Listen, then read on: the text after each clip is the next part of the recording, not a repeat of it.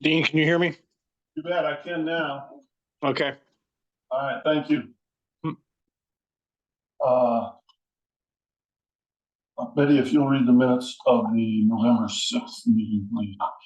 Chairman Cluse called the regular meeting of the Wright County Board of Supervisors to order at 9 a.m. Members present were Cluse, Rasmussen, and Helgebold. Motion by Rasmussen, seconded by Helgebold, to approve the tentative agenda. Motion carries. Minutes of the previous regular meeting of October 30, 2023 were read and approved. Approved claims for payment. The board reviewed pay estimate number 2 from Jet Drain and Excavating in the amount of $37,105.20 for Joint Drainage District number 2-100 with Franklin County as the control county. Motion by Helgebold, seconded by Rasmussen, to approve pay estimate number 2. Motion carries. Franklin County will be taking separate action and sharing their minutes to be placed on record. Travis Connor, Wright County Area Landfill Authority Director, discussed with the board the possibility of leasing 5 plus or minus acres from the county farm west of the landfill. The landfill is in need of a larger area as they are running out of room. The lease amount would be the same as the county farm lease. Motion by Cluse, seconded by Rasmussen, to approve the leasing of the 5 acres west of the current transfer station that is currently farmable to the Wright County Area Landfill Authority with the amount to change. Motion carries with Helgebold abstaining. The Wright County Farm in Section 5 of the Lincoln Township is now up for lease. This will be a 3-year lease with cover crops being required for the last 2 years. The tenant will work with the NRCS, USDA, and Wright County Conservation on the 12.3 acres of filter strips that will receive the USDA payments for the $300 per acre. Motion by Rasmussen, seconded by Helgebold, to approve the bid due date of November 30th, 2023 to be opened on December 4th, 2023. Motion carries. There will be an ad placed in the newspapers for November 16th and the 22nd, as well as the Wright County website. Motion by Helgebold, seconded by Rasmussen, to approve resolution 2023-40, a resolution setting a hearing on the sale of real property in section 16, township 92 north, range 24 west to the Wooden Family Trust. By roll call vote, ayes, Cluse, Rasmussen, and Helgebold, nays, none. Resolution 2023-40 duly passes and reads as follows. And that is the resolution in its entirety there. Motion by Rasmussen, seconded by Helgebold, to receive the monthly revenue report from the Wright County Sheriff. Motion carries. Jeremy Abbas, Wright County Redistricting Commission, presented the new supervisor district maps to go 3 to 5 supervisors. From 3.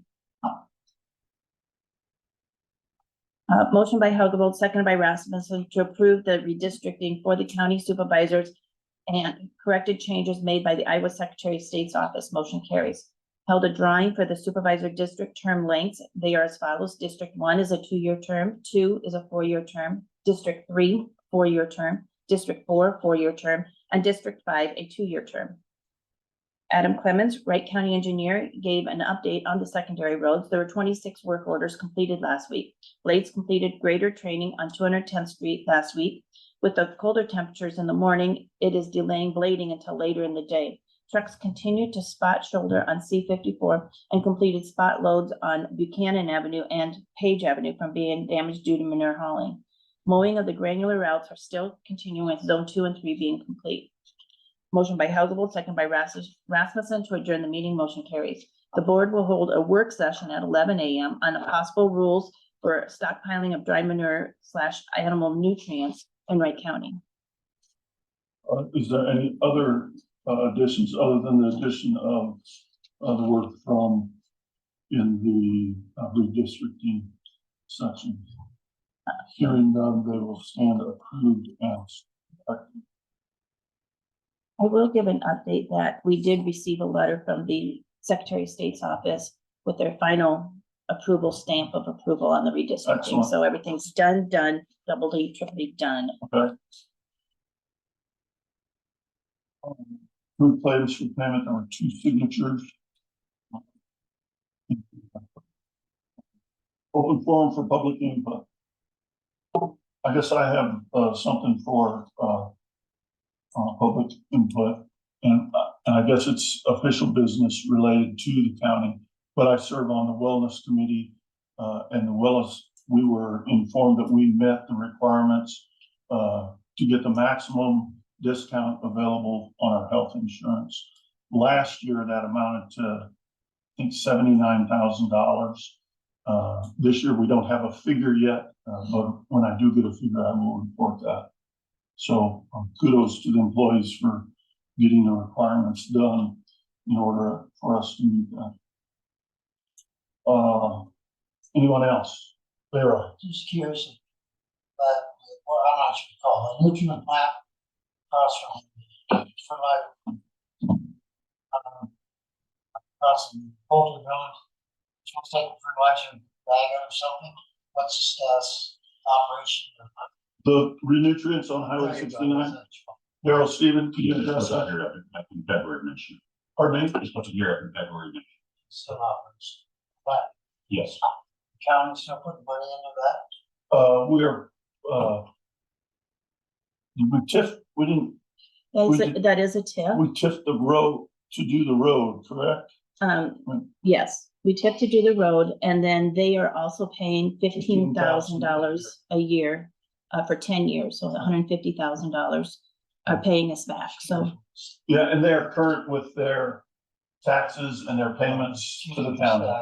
Yeah. Status. Anyone else? Robert, did you have anything for us? Yes, I have a question. This is Judy Ritter. Yes, ma'am. Good morning. Good morning. Pardon me? I said good morning. Good morning, thank you.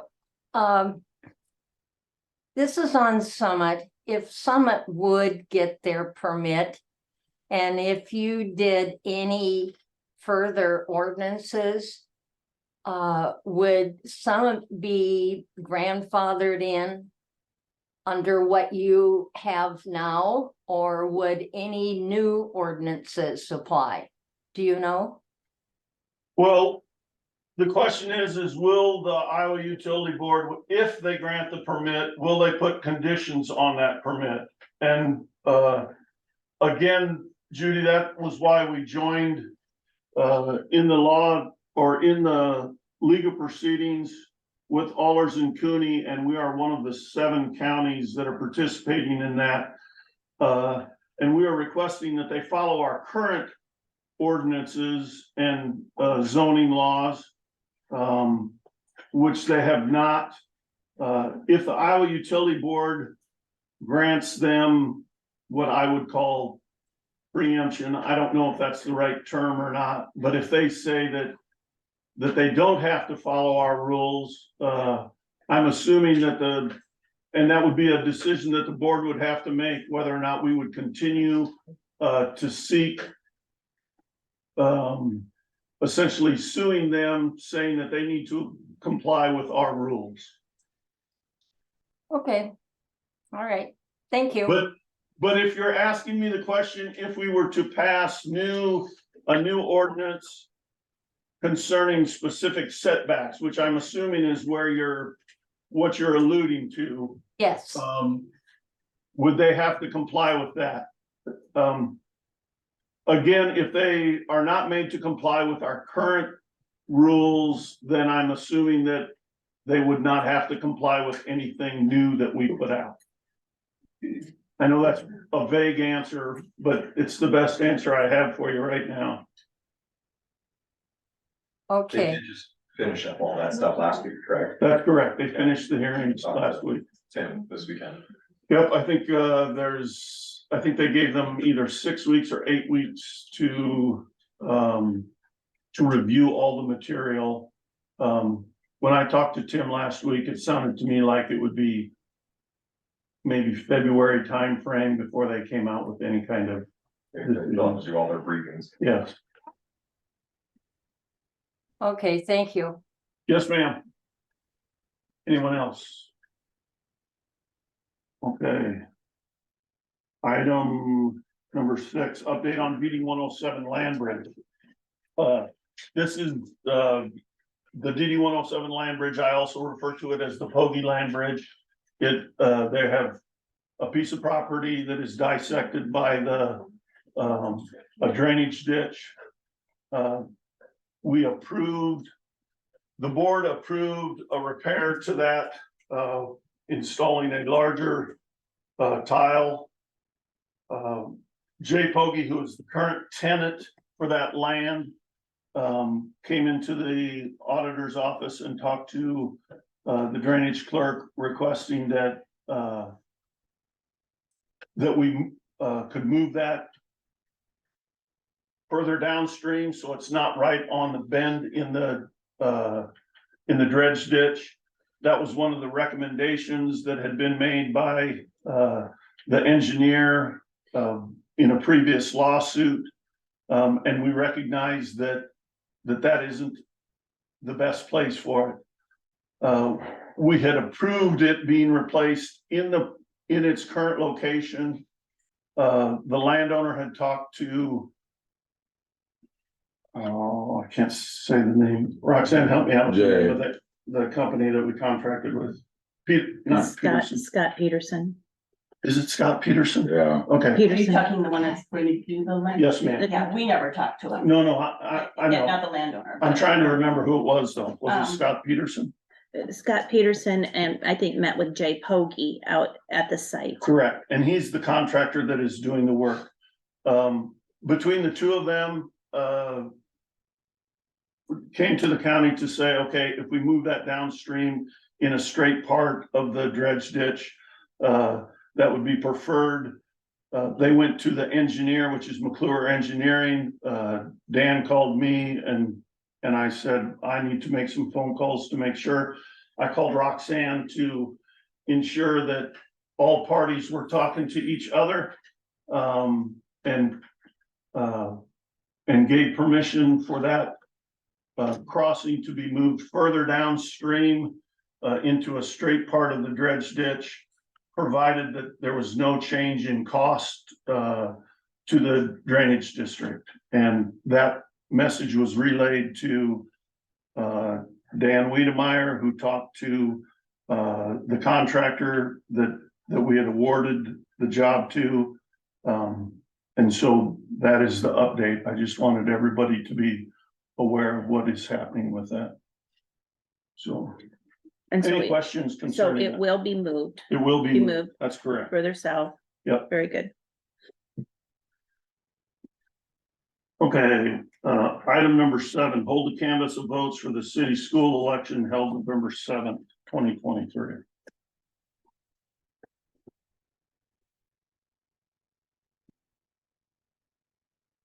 You have copies of the election results. And so last November 7th was the election, and then after the election, we get all of the results.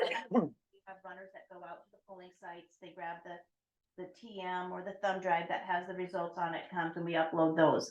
Then when on Wednesday, when all the election equipment comes back, we get the tally books out, and in the tally books is all the result tapes.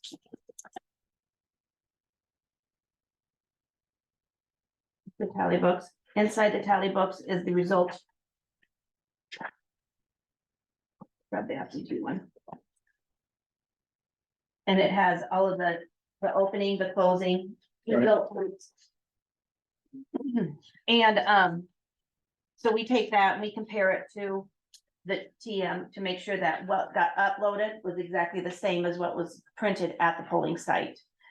Then we go through and we make sure that every person that went to vote and also the absentees are uploaded into the state registration, and they all get vote credit so that everybody, so there was 1,707, I think, votes. Total votes in the Total county. votes in the county Yep. for this election. Yep. And so we make sure that they all get their vote credit so that they showed up to vote.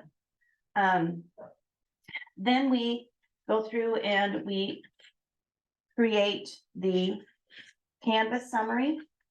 And that shows everything for every precinct and for every ballot style.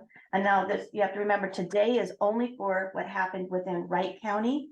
Next week, after we get done with this, I send this to each county around us for the school districts. Yep. And then also with Franklin County, because Dow's, the city of Dow's is on both sides.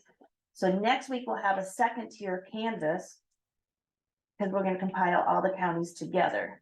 And that's also true of the colleges, right? If there's And the anything to colleges, do with the yep. colleges. So Iowa Central, I'll send to Webster County, Nyack, I'll send to, Cerro Gordo. Okay.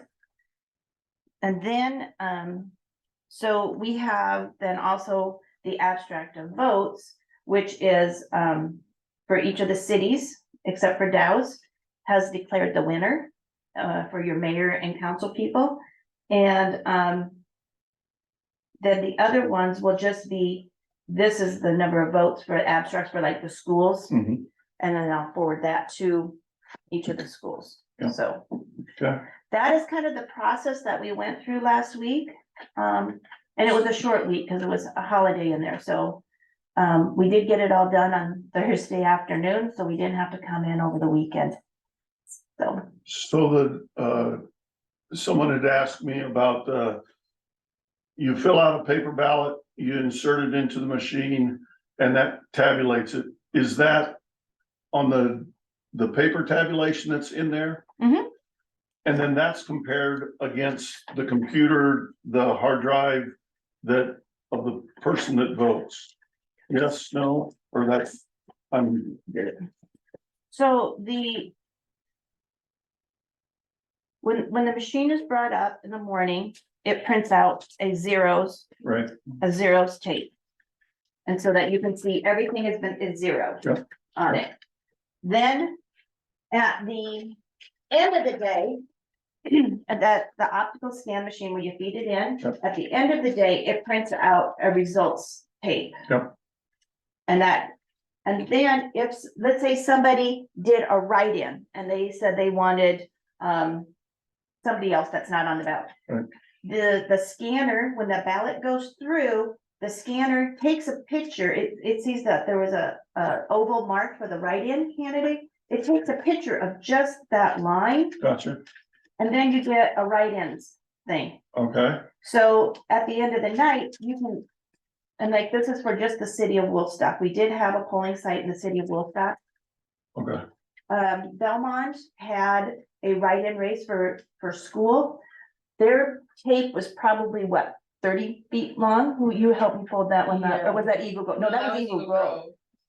Yeah, Belmont had, I think, the art or the hospital. Yeah, But. no. but it's a unique situation in Eagle Grove where a candidate had said that he wasn't running, but then had an article in the paper saying, he would accept, mhm, he would run as a write-in, correct. so that, yeah, That was the one that, It was like 170 okay, or so. yeah, names. So anyway, we went through and we wrote those all down, tallied them all up too, because we needed to know, did that person get, like, in Eagle Grove, did they get enough write-ins? Right. To win, Yeah. so, and the precinct election officials, they go through these and write them and tally them in here. Then our office goes through and double checks it to Okay. make sure that everything's, the name's written in under the right race. Those write-in totals equals what the results tape was, Okay. so. then the thumb drive that comes back to you, does it come out of the machine, the tabulation machine? The optical scan Okay, machine, yes, all the right. scanning machine. All right, got Yep. it. So And what happens with that? that gets brought to my office, and I have a separate laptop that's never connected to the internet, never touches the internet. It's a TM, it looks like a USB, but it is not. It's totally different. Okay. So you can't just be plugging USBs into anything. It has to be that TM, and that TM goes into my laptop, and then it generates the These reports that's in front of you, correct? Okay. Yeah. So, Very good. and then, like I said, our election equipment is never hooked up. The optical scanner that reads the ballot is never hooked up to the internet ever. And our, scanner, or the scanner, and then my laptop, Right. never ever hooked up. And when we call them one and dones. So I get the Secretary of State's office sends USB. And so when I upload to the state, I put a one and done, it goes in my laptop, and then goes into my PC and we upload. And let's say that's not the final and I gotta do it again, You gotta I get a new- brand new one again to go into my laptop. Okay, It's one and done. It's Okay. clean all the Yeah. time. So. A lot of security, a lot of steps.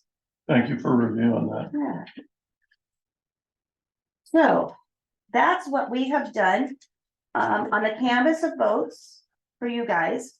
That is usually everything that I just explained is what the Board of Supervisors would do for Mhm. their canvas of votes. And my office staff has kindly done it all for you. And I appreciate that. once again. Where do paper ballots go? Pardon? Where do paper ballots go? Like someone gets a request a paper. The ones that were in the machine. Oh, different than that, you're saying. Absentee. Absentee, there you go, yeah. That is the absentees is a separate precinct and recorded under as its own precinct. And those are counted on Tuesday night after the office and everything closes.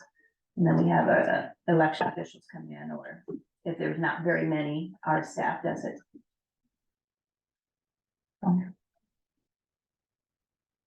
You have to sign any of that stuff. What happens in a situation where a candidate is elected for a council seat and then declines the office? Then that is vacant and they fill it as a vacancy. So they will either appoint or the community can request a special election. Okay, Like somebody wins a write-in and says, hey, I well, need even if one. there was my understanding, there was somebody that's actually on the ballot, Okay, and then it's my understanding he's gonna decline this. I got you. There's other circumstances come up, they think that, they're gonna run and, maybe a life change happens, or they're gonna move or whatever, and they just can't take the office. So. A lot of different circumstances can come up.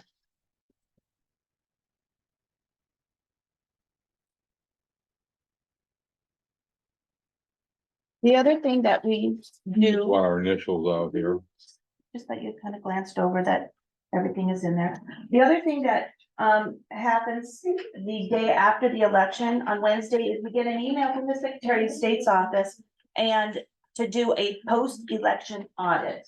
And what that is they told us that we had to do Belmont precinct. So we take the first ballot style in the Belmont precinct, which was the city of Belmont. Mhm. And then you take the first race, which was the mayor's race. And so, there was, the city of Belmont had 299 ballots that they voted. On that first ballot style, there was 216 in that ballot style.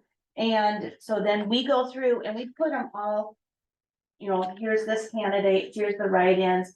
Here's, this is a question, but I don't know how the machine would have, they used a check mark, or Right. they did an X, or they didn't vote for that race at all. We sort them all out into different piles, and then we hand count to make sure the machine is working correctly. And that's just a random draw that the Secretary of State does and sends it. It could have happened to my absentee, it could have happened to the city of Woolstock, and I would have counted, 45 ballots, Okay. And so we did that and the results came out perfect. So, Excellent. yeah. And so then there's a certification form that we fill out and we send to the Secretary of State's office.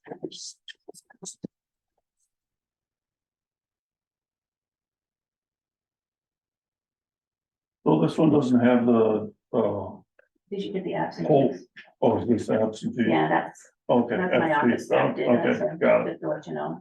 All right.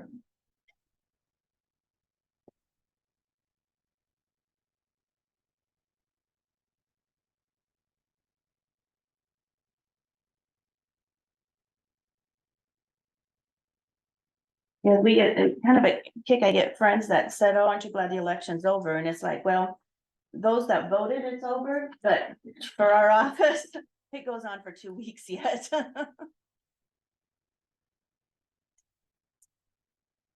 So, and I don't know if you want, this one's easy. you can just do on the second line there. That's the canvas, which is a tally of everything that was done here.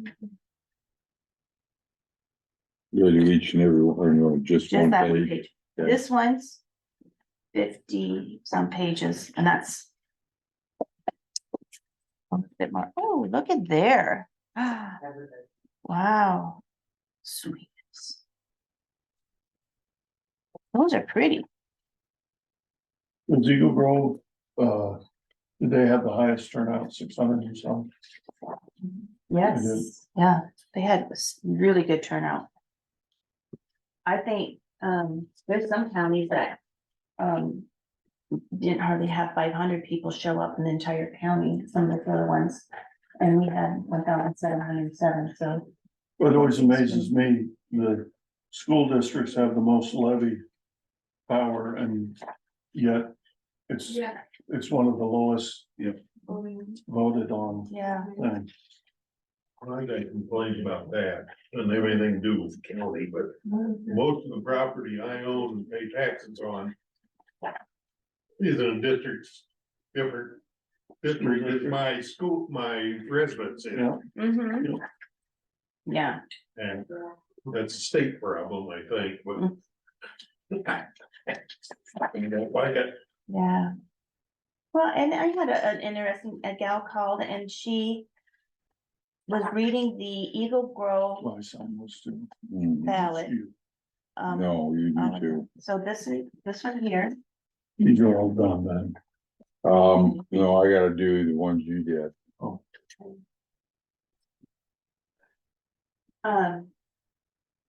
hold this back then. And she was reading on the ballot that it had for Eagle Grove, it had Webster County and Humboldt County. And she said, well, I don't want my money going to them. And I said, well, it's really not, it's going to the school. And actually Webster County and Humboldt County is also paying to the school. And I said, it's the school district crosses different county lines. Yep. And those taxing districts within that other county, that money is coming to the school. So there's a big education thing. It's a lot to. Because I don't think people understand that the other counties are paying also towards the district, so.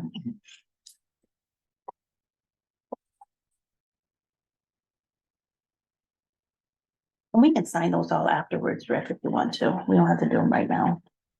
You know, it's whatever you want to do. I'm just trying to make your life easy. I'm on a roll right now. There's just, other people here. Our next event is a timed event Okay. with John at 9:30, so. To do signing during that.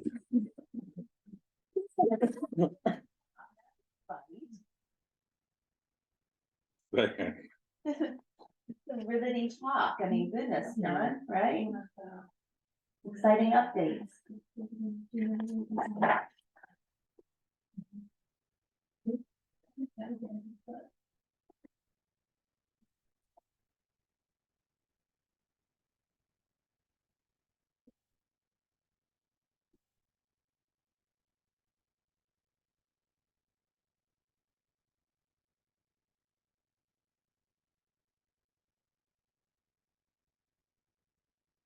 Those are signed by Bill. That one is the front page, Okay. just the one I'll do that signature. when we're done. Okay. Okay, it is 9:30. Item number 8. John Tolbert, Iowa Drainage District Association Director, to give an annual update. John, welcome. Thank you, good morning. Watch your knees sliding under that table. Then take your knees right out. Yes.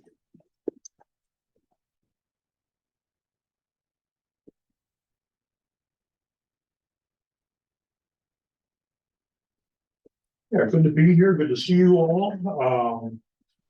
Couple of things to visit about.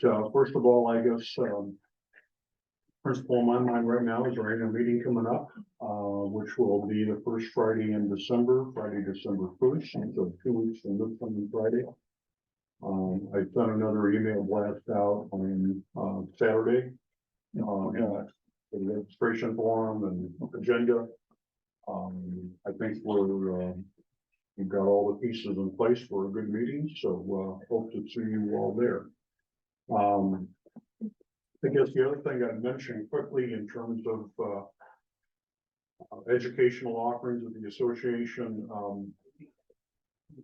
I was approached, in a county last year, when I was doing one of these presentations with, the suggestion that the drainage clerks meeting, which had been always a breakout during our annual conference, that things we'd be better served to have the drainage clerks meet additional time each year. So we put together a meeting, this summer. It was on July 20th in Fort Dodge. And we, brought in all of the IDDA staff, so myself and Doug Strike, who's our legal counsel, and Motabon, who's our lobbyist. And basically went in without an agenda and just said, we're gonna talk. And whatever you all wanna bring up, whatever questions you have, we're here to sort through this. And, I had a little concern going in that we weren't gonna be able to fill any time. But suffice it to say, we had some time constraints. We had to be out of there by 12:30 because of Doug's schedule. And we filled the entire 3 hours. We had, I would say, probably between 20 and 25 individuals there. We had at least one county there that's not a member of IDDA, so we're hopeful of bringing them into the fold. And we just had a real good discussion. And got some questions answered and got some ideas for the upcoming legislative session. So that will certainly be a process that will continue within the future. And to be really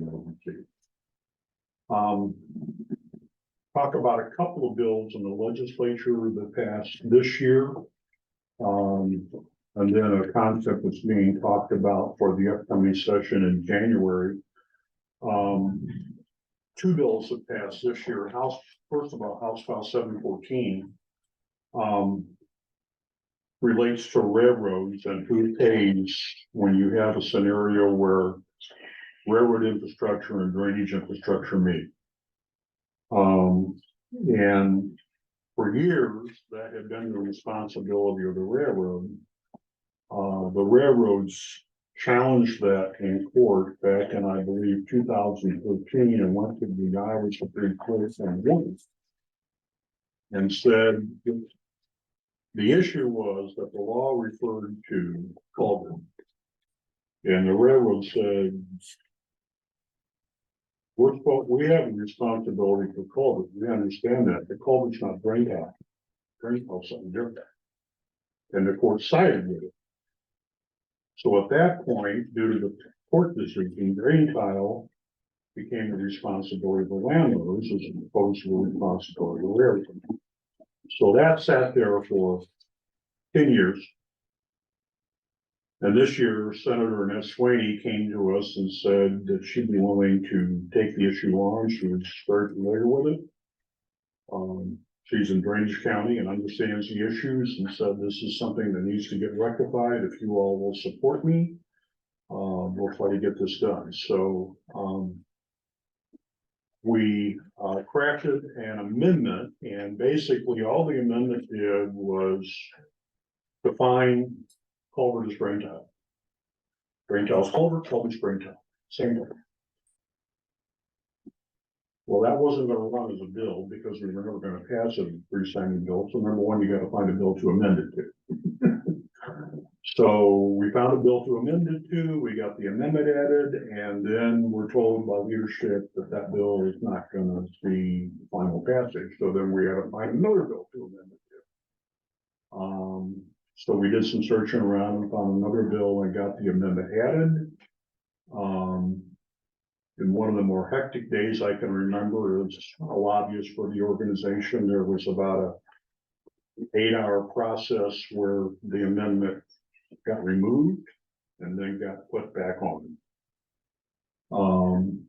The end result was the bill passed and went to the governor, and the governor signed it with the definition in place. So now, after 10 years, we're back where we should be. So if you have railroads and drain tile that intersect, it's the railroad's responsibility to repair, replace, and reinstall.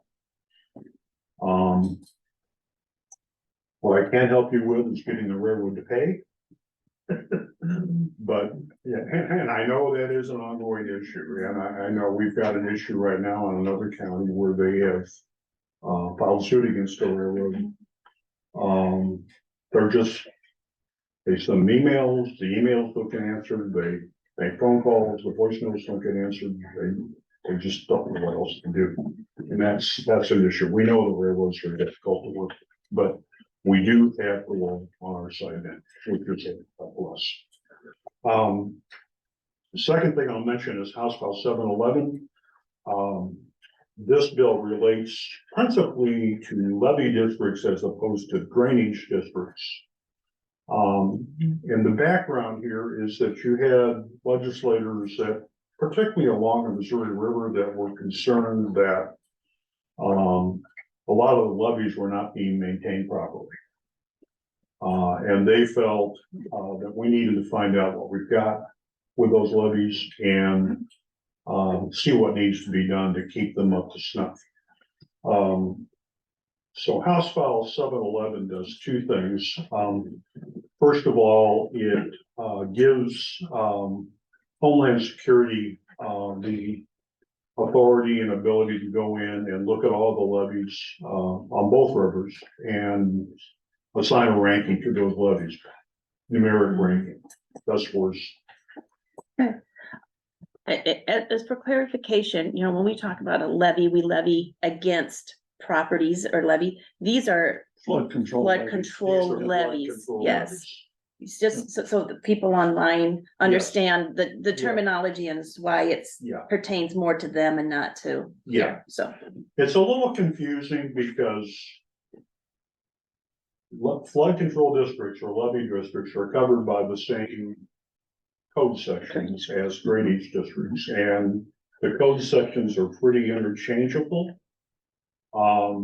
The big difference between drainage districts and levee districts is that, as you know, drainage districts costs are assessed by benefit. With a levee district, as opposed to draining water, you're holding back water. And the assumption is that the benefit of that is equal to all landowners. So with a levee district, you can go back and assess costs equally to all the landowners, as opposed to based on benefit.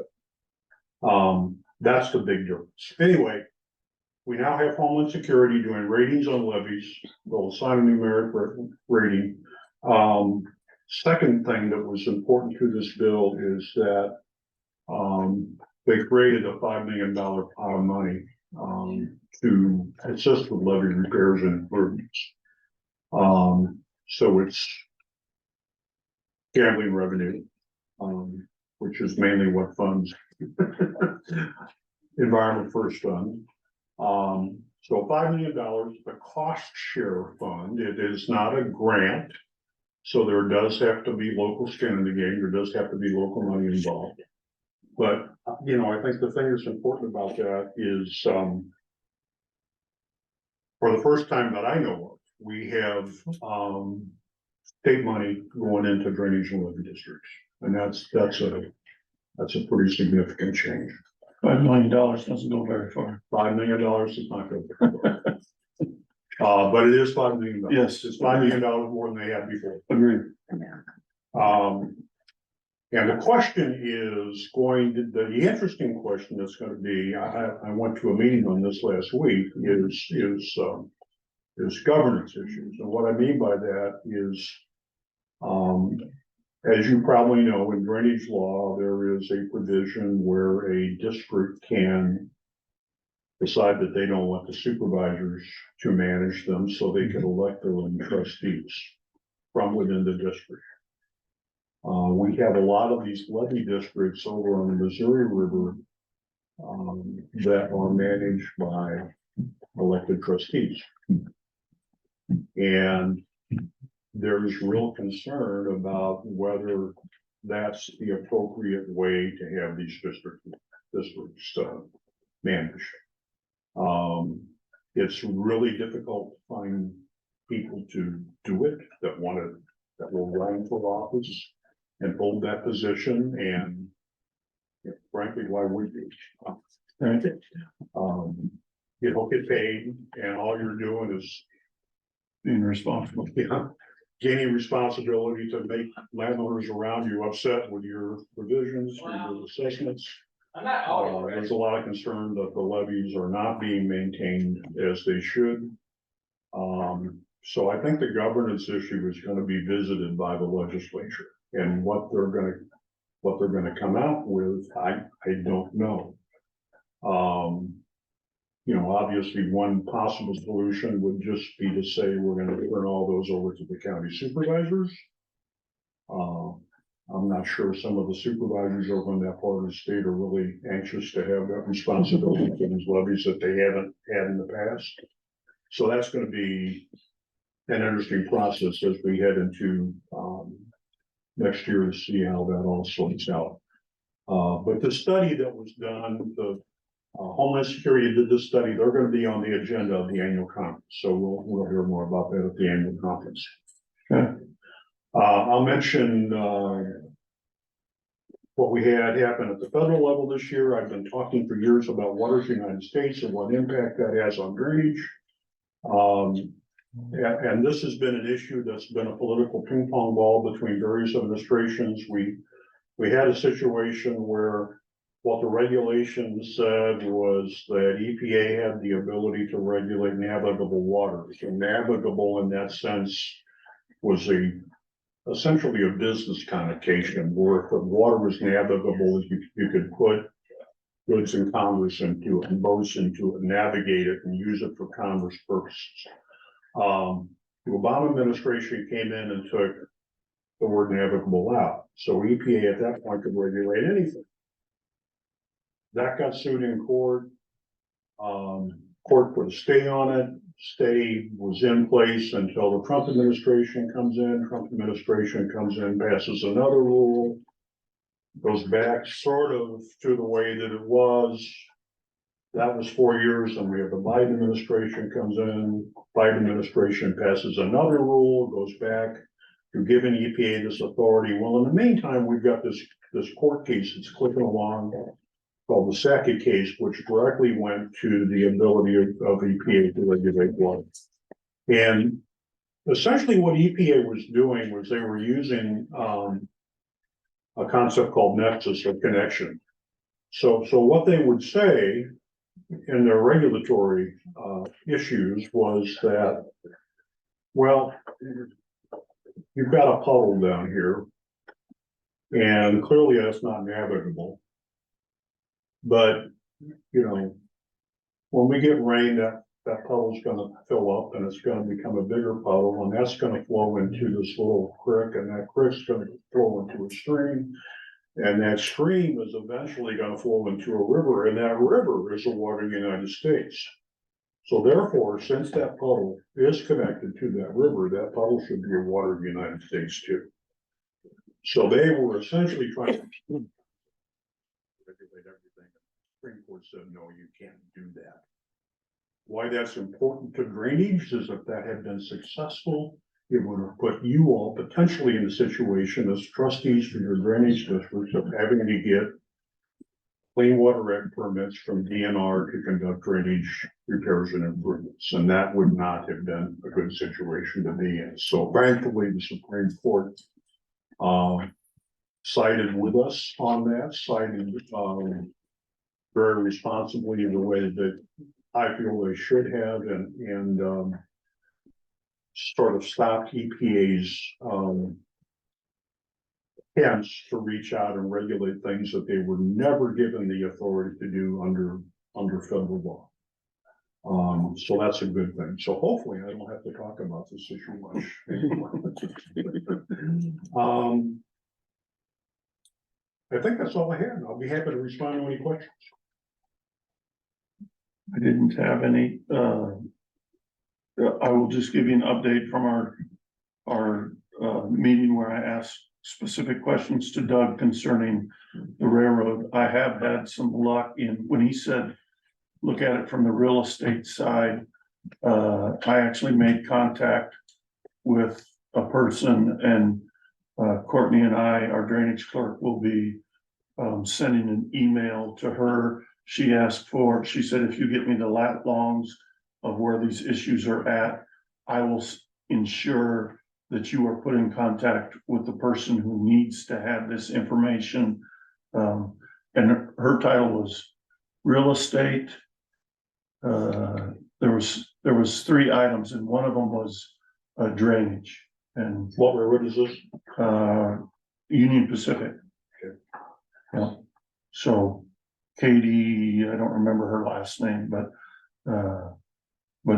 we currently have 2 locations where we have blowouts within their right of way that we've had a heck of a time getting anybody to respond to us. But I think we're on the way. notorious on being difficult to work with. Right. They do their own thing. Yeah. And it's not just drainage, it's. Right. It's everything. Anybody, Yeah. cities that try to work with railroad, crossings and work with it. Our engineer has to deal with them on bridge projects. And Yeah. it's just a nightmare. Yeah.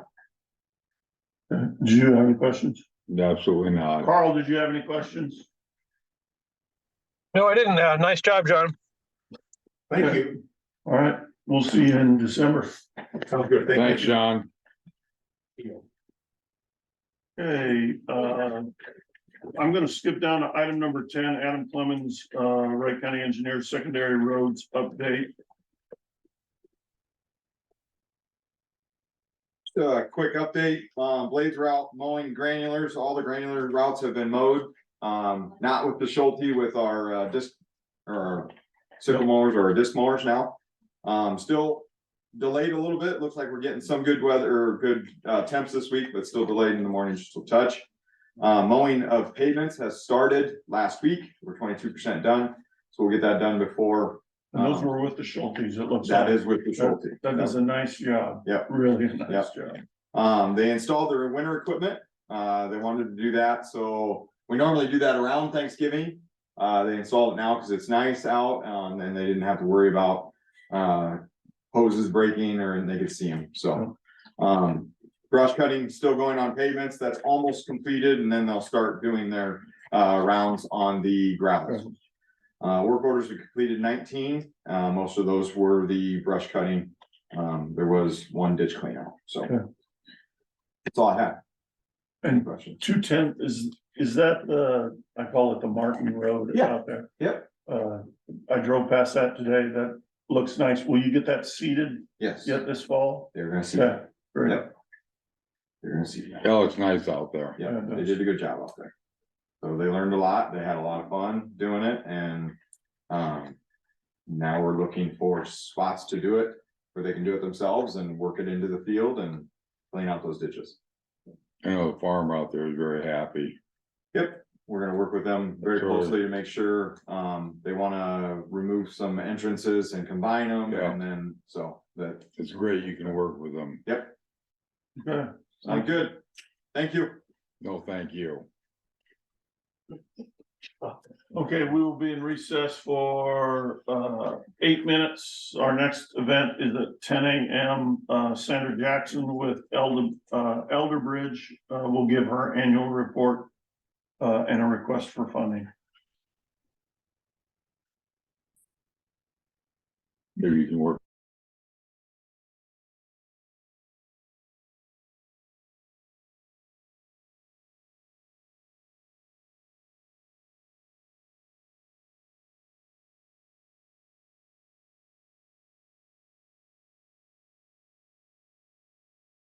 Okay, we are back in session. Item number 9 at 10 a.m. Sandra Jackson with Elderbridge to give an annual report and request for continual funding.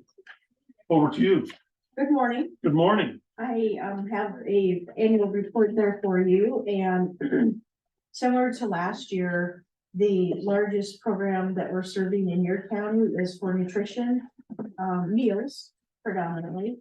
So that's actually increased, the demand is increased, and overall, we're happy with those results. The other largest area of service for your county continues to be those individuals that are aging in place, living at home, that need homemaker services, personal care kinds of services. So again, that's pretty reflective of what our mission is. We want to help people remain in their homes and age the way they want to. So overall, that nutrition program and personal care are our largest served areas in your county. The caregiver program, we would love to expand that in this county. I think that's one of the best kept secrets with Elderbridge, and we don't understand why, because it's federally funded. And there are just so many programs and services that we can offer through the caregiver program, whether it's support, some wraparound funding, just about anything. And so anybody that's 18 and over caring for somebody would qualify. So we're really looking at expanding that program in your county this next fiscal year. We are looking at a slight increase of up to $3.15 match per person.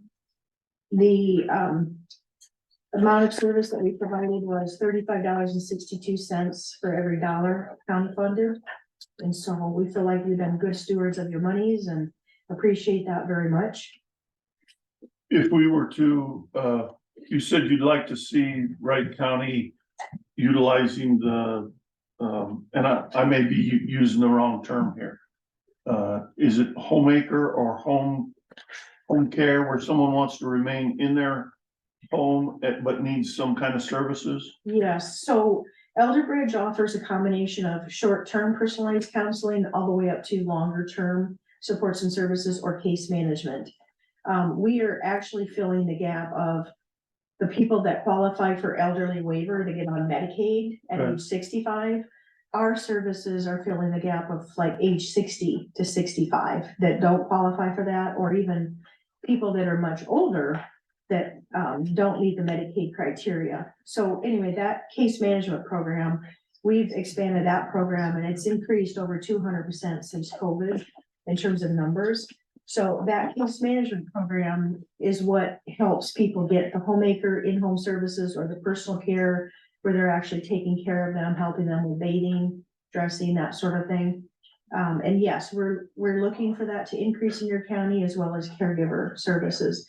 Anybody that's a caregiver can get those same services, just to sort of alleviate the burden of it. And that program does not have any income or resource requirements. You just have to be a caregiver. So I don't mean to, but I have a public health director here. Sandy, how does that, do you work with? We do, we have a small amount we put in the homemaker, and those aren't personal cares. Those would be, you know, if they needed assistance with laundry or linen changes, things like that, there's just that one barrier. But that's, we don't write for or get a lot for that. And then there are how we utilize it is for senior health clinics, where we do blood pressures, teaching, toenails, and that's really exploded and gotten really big. But for some reason, I think did funding go down this last year? Because ours was at quite a bit. Yes. So yeah. So are those, I guess what I'm trying to figure out here is, does your organization fill in the gap that our public health services aren't able to provide because of funding? Yeah, absolutely. And public health is one of our contracted providers. Okay. We do provide funds to them annually as well. Okay. And if public health doesn't have the funds, we have grant writers, and so we're trying to fill a gap on that. Okay. We've done multitude of fundraising But we have a pretty active grant writer that we are really pursuing funds for Okay, all of those programs. very good. Did you, was that the end of your presentation? Yeah. Did you, And what's your support you want for next year? Was that the 11,916? $3.15 12, per senior. So 12,000, excuse me, 12,713. sorry about that. And yeah, good bang for the buck. And we'll basically take it upon at our budget hearings coming up here this, what? December? Hopefully start in December. Yeah, Move it up. Sounds good. and more than likely we will, but yes, we'll take it up yeah, at that time. it's a great return on the investment, that's for sure.